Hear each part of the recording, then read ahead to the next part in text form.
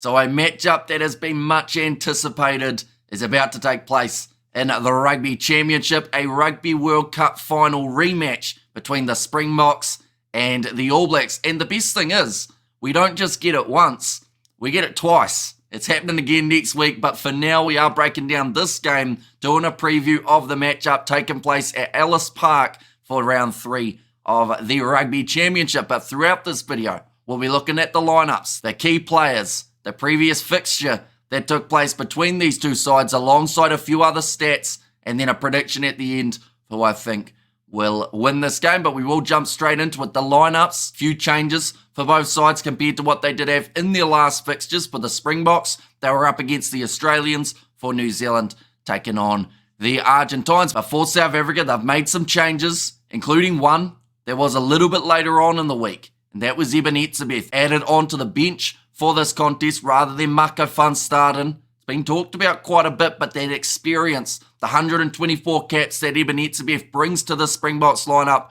as well as his work in the line-out, could be a massive game changer for the Boks later on in this game. But looking through at the starting side, it is Oxnashare, Bongi Mbonambi and Frans Malherbe in the front row, so no real surprises there for the Boks, with what has worked for them and a very formidable front row. Indeed, in the locking duo, there were a few injury concerns, one of which being Eben Etzebeth, but now he is back. But in the starting side, they have got Pieter-Steph du Toit at number 4 with Ruan Nokia as the number 5. Now, Pieter-Steph du Toit, the last game he played at lock was in the first match up against the Australians, and he was dominant in that game. He's pretty much dominant wherever you put him in the forward pack, but for this game in particular, he will be playing the 4 role rather than Eben Etzebeth, who will be making his way off the bench. And then that is where we probably will see Ruan Nokia make way, and maybe Pieter-Steph du Toit does transition to either 5, or he could even transition to 7 if they do need him there.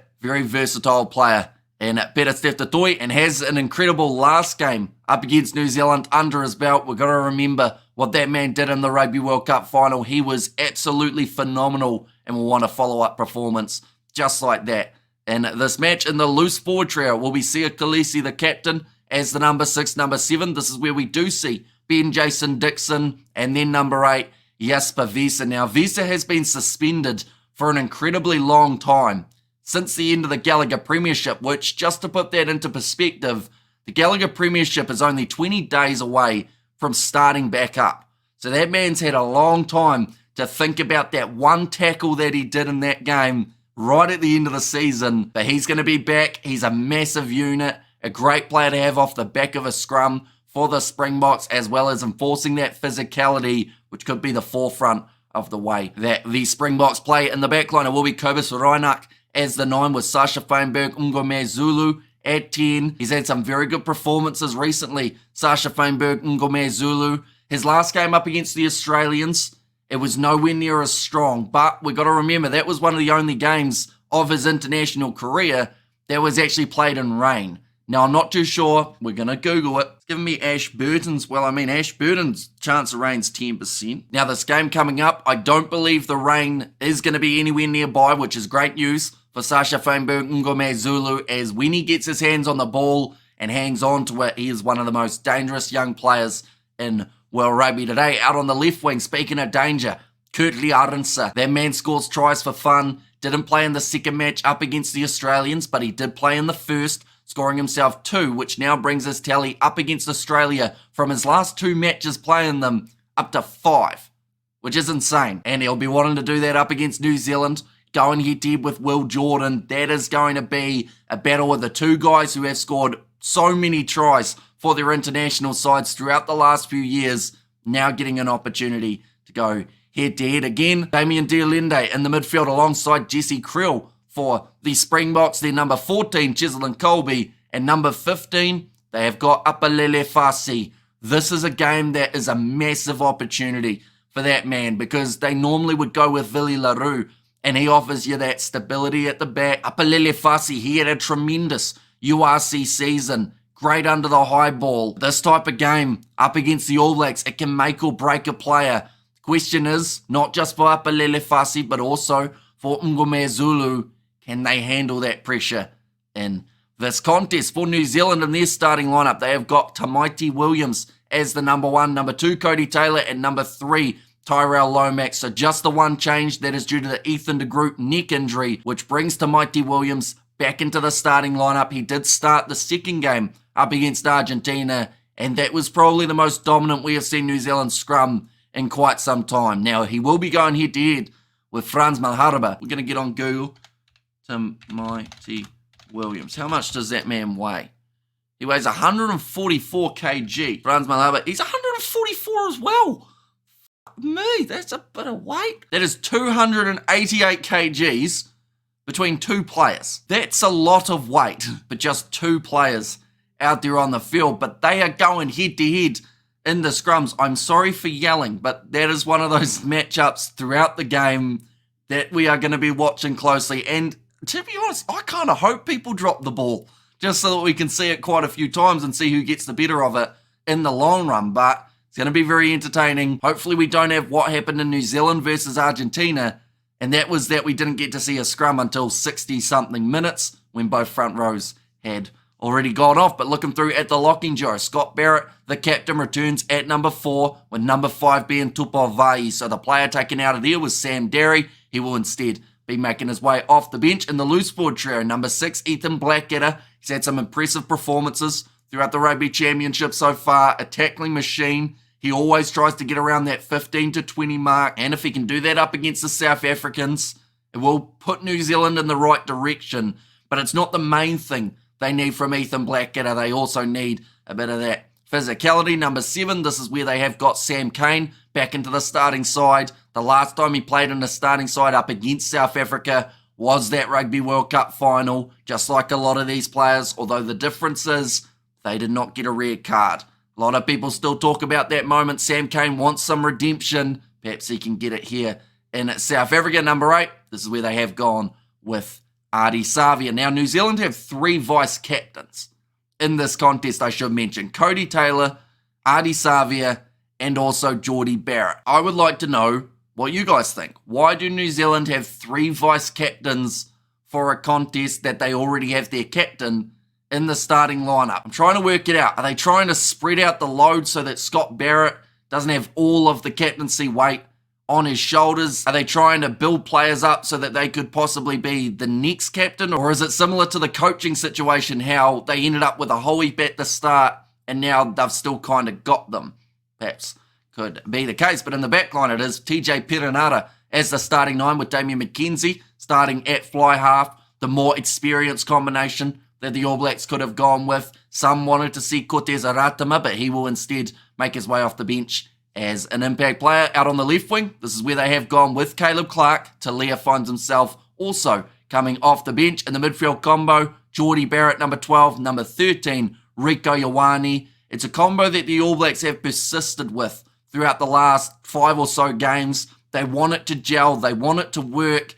It's slowly getting in the right direction. We saw some really good signs in the last game up against Argentina, but it has taken a long time. And you have to hope that it works up against Damien Dialende and Jesse Krill, because those two, if New Zealand aren't functioning in that midfield, they will find a way of exposing it.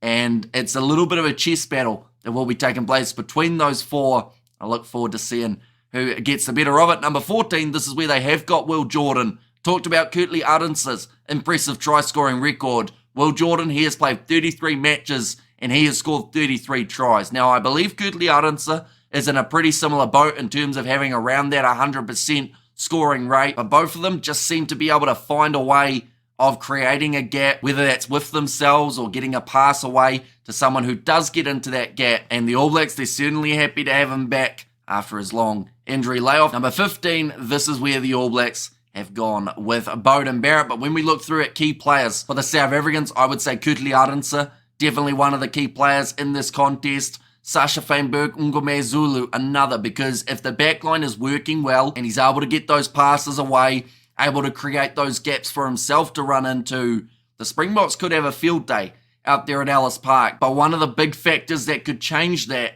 is if New Zealand are on the same page and they're starting to work as a cohesive unit a little bit more. It may mean that South Africa have to throw a few different looks in, and that is where someone like a Sasha Feinberg, Ngome Zulu becomes so crucial, because the youngster has got the ability of creating a gap. He's got power as well, which some people seem to forget. Yes, he's got a lot of pace, but he's also able to bust through tackles and create the line break for the South Africans. And then in that 4-pack, I mean, you could say the scrum is very important for South Africa. You could say Pieter-Steph du Toit is one of those guys that if he has a good game, this game could be in the Springboks bag. But I mentioned about it earlier on, physicality.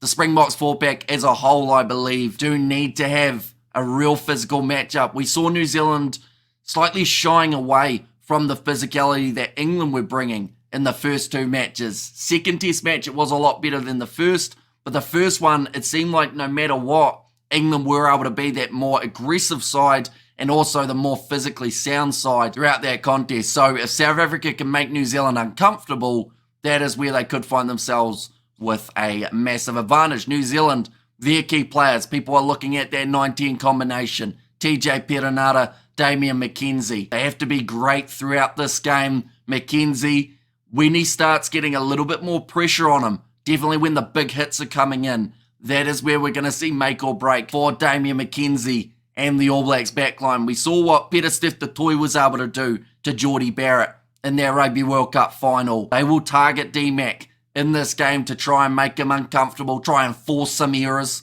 from that man. But if he can handle it, we know he can take a big hit. So if he gets back up, dusts himself off, and goes back into attacking mode, that is where New Zealand could have some success. Their 4-pack, I mentioned about it already with South Africa, the physicality. New Zealand need to show it. They need Sam Cane to step up. They need Ethan Blackadder to be on his A-game, and they need Scott Barrett to have a performance and a half. He hasn't quite done that as captain as of yet, but there were signs in the right direction up against the English. The biggest concern, I think, for New Zealand here, though, is their line-out. It was just starting to work. The combination of Tupavai, Sam Derry, and then Cody Taylor throwing them in. It was having success up against Argentina. Even in the first game when New Zealand lost, one thing that can't be denied is that line-out was working well. Bringing Scott Barrett back in, is that going to cause disruption at line-out for New Zealand? Because we know South Africa are going to try and steal that ball any opportunity that they get, whether that is with Pieter-Steph du Toit, Ruan Nokia, or later on in the game with Eben Etzebeth. The set piece going to be crucial for New Zealand as well. So that is why Scott Barrett, he is one of the key players I believe needs to step up for New Zealand in this game as well. But now we're going to be looking through at a few of the stats to do with these two sides. Now I found an interesting one, which was New Zealand, of their last 7 away games, they have won 6. The only away game that they have lost in the last 7, I apologise for having to bring it up, but it was that Rugby World Cup final. Of course, the South Africans will be like, why are you apologising? Great stat. Keep on saying it. Tell me again. World Cup final. New Zealand losing that one on away soil. That is their only loss of their last 7. For South Africa, they have got a massive chance to get on one of their longest winning streaks up against New Zealand ever. Their last 2 matches were both victories in the column of the Springboks. The last time they had a 3-match winning streak up against New Zealand, it was back in 2009.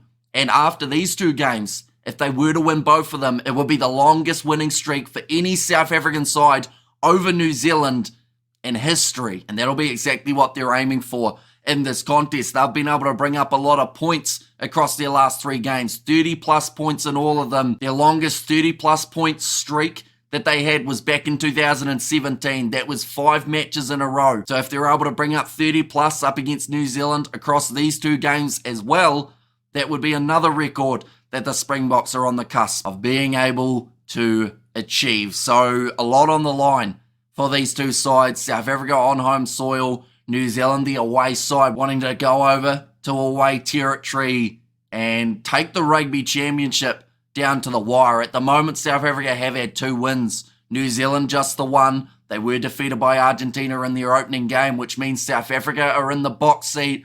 It's almost their Rugby Championship to lose.